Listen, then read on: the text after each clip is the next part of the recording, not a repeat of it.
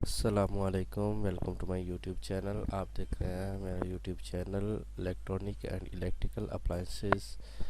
आज की हमारी वीडियो का टॉपिक है how to repair microwave oven heating problem. आज की इस वीडियो में हम अपने माइक्रोवेव ओवन की हीटिंग प्रॉब्लम को सॉल्व करना सीखेंगे। ये हमारे पास एक हायर का माइक्रोवेव ओवन है जिसकी हीट गन और कैपेसिटर जो है वो वर्क नहीं कर रहे। तो हम देखेंगे कि हम कैसे अपने माइक्रोवेव ओवन की हीट गन और कैपेसिटर को चेंज कर सकते हैं।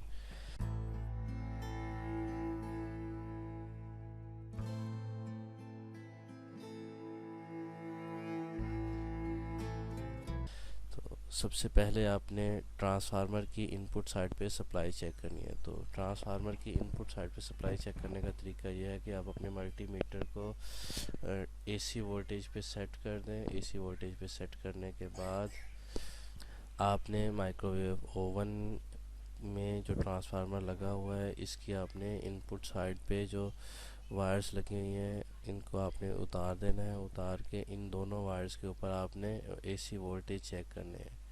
इन दोनों वायर्स के साथ मल्टीमीटर को कनेक्ट करने के बाद हम अपने माइक्रोवेव ओवन को ऑन करेंगे।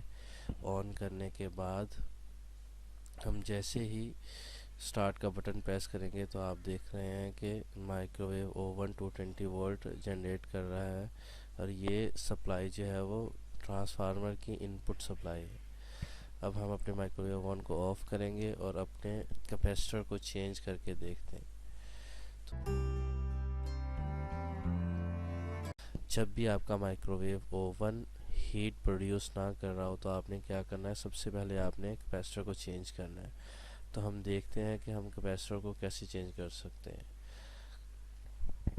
अब हम अपने कैपेसिटर को कनेक्ट करके देखते हैं। ये हमारे पास न्यू कैपेसिटर है। ये जो वायर आपकी माइक्रोवेव ओवन के ट्रांसफार्मर की आउटपुट साइड से आ रही है जिसके साथ फ्यूज़ कनेक्ट होता है, ये वायर आपने कैपेसिटर की एक साइड पे अटैच करनी है और ये जो दूसरी वायर है हीट गन और ट्रांसफार्मर के साथ जो कनेक्ट होती है ये वायर आपने अपने कैपेसिटर की दूसरी साइड पे लगानी है और इसी साइड पे आपने डायोड अटैच करना है। डायोड अटैच करने के बाद आपने डायोड की दूसरी साइड ओवन की बॉडी के साथ ग्राउंड कर देनी है और इसको फिक्स कर देना है। इस बात का आपने ख़ास ख्याल रखना है कि आपकी कोई भी वायर ओवन की बॉडी के साथ अटैच नहीं होनी चाहिए, सिर्फ अर्थ की वायर के अलावा, और कोई भी वायर आपकी ओवन की बॉडी के साथ अटैच ना हो।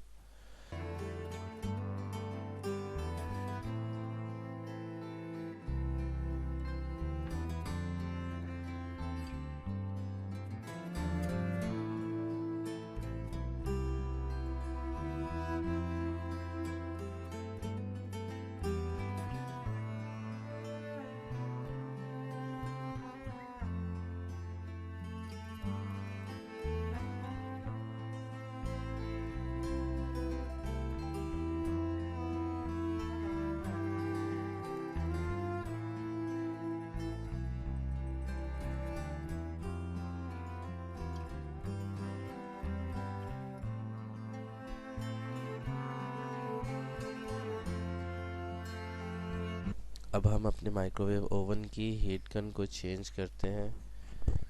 इसके स्क्रू को ओपन करेंगे स्क्रू ड्राइवर की मदद से।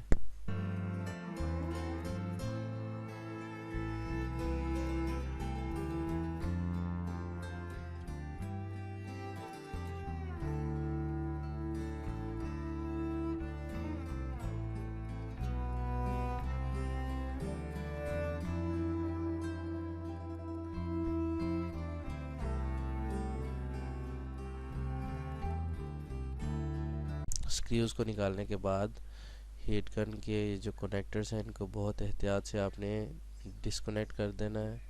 कनेक्टर जो हैं वो डिस्कनेक्ट करने के बाद हम अपनी हीट गन को उतार लेंगे।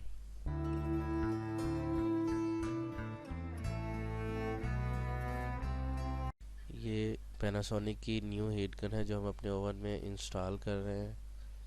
माइक्रोवेव ओवन की हीट गन को चेंज करते हुए आपने इस बात का एहतियात करना है कि आप माइक्रोवेव ओवन की आउटपुट साइड जो कि हीट गन के साथ कनेक्ट होती है, आप इस साइड पे वोल्टेजेस को मल्टीमीटर के साथ चेक नहीं करेंगे क्योंकि यहाँ पे हाई वोल्टेजेस प्रोड्यूस करता है ट्रांसफार्मर, जो कि बहुत ज़्यादा डेंजरस होते हैं। ना ही आप उनको हाथ लगाएं और ना ही किसी भी मल्टीमीटर से चेक करें।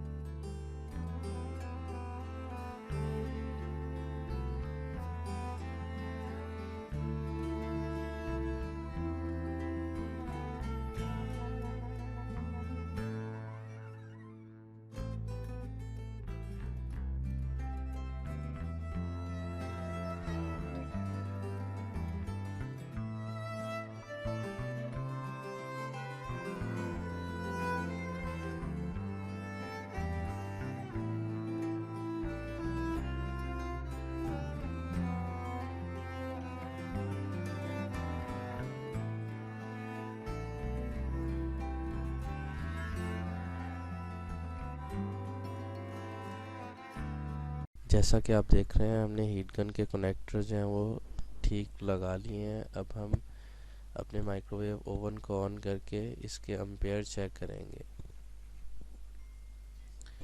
कनेक्टर्स जो हैं वो आप किसी भी तरह से लगा सकते हैं। कनेक्टर्स जो हैं वो आपस में चेंज हो सकते हैं, इससे कोई भी प्रॉब्लम नहीं होगी।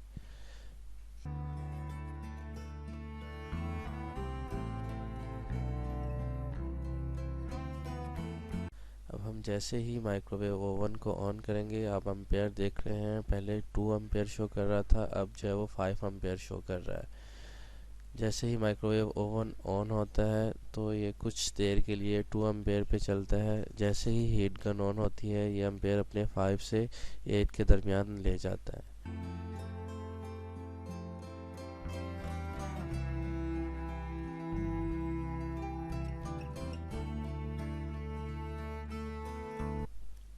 ये शीट है जो कि माइक्रोवेव ओवन के अंदर लगी होती है। ये माइक्रोवेव ओवन की हीट गन को मॉइस्चर से महफूज रखने के लिए होती है। ये भी स्पार्क प्रोड्यूस कर रही थी, इसीलिए हमने इस शीट को भी चेंज कर दिया।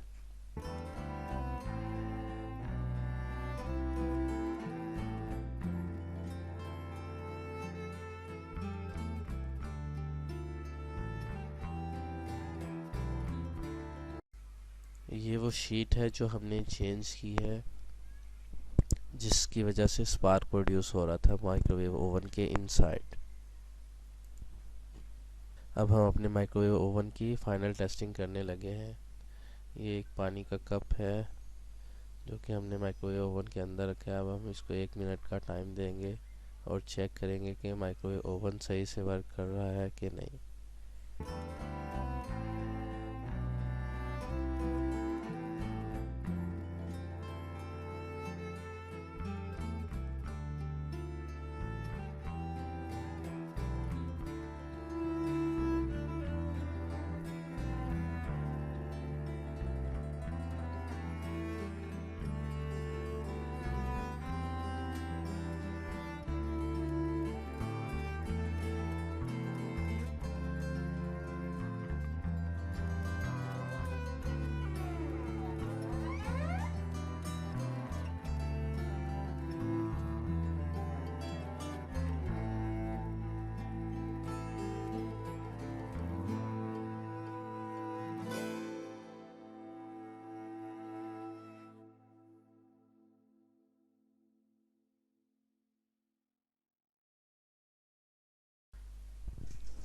जैसा कि आप देख रहे हैं, पानी काफ़ी गर्म हो चुका है, मतलब हमारा माइक्रोवेव ओवन सही से काम कर रहा है।